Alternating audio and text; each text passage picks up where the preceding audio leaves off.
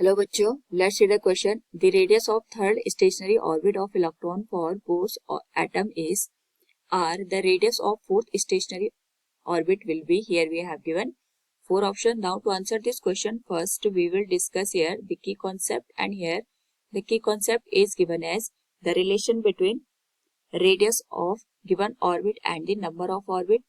तो हम यहाँ पे इसको रिप्रेजेंट कर सकते हैं.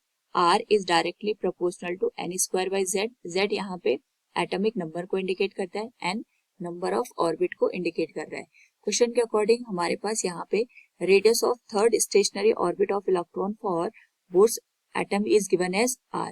The radius of fourth stationary orbit की वैल्यू हमें कैलकुलेट करनी है, क्योंकि यहाँ पे हम सेम एटम की बात कर रहे हैं, तो हमारे पास जो रेडियस का रिलेशन आएगा वो केवल नंबर ऑफ ऑर्बिट के रिस्पेक्ट में हम यहाँ पे कैलकुलेट करेंगे.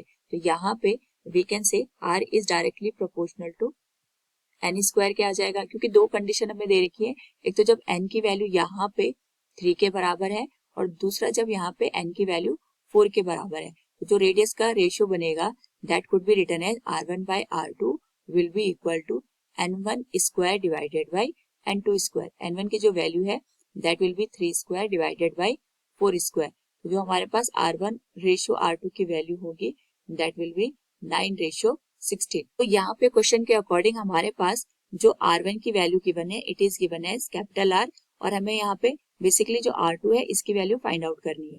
तो हम इसको यहाँ पे लिख सकते हैं r by r2 will be given as 9/16.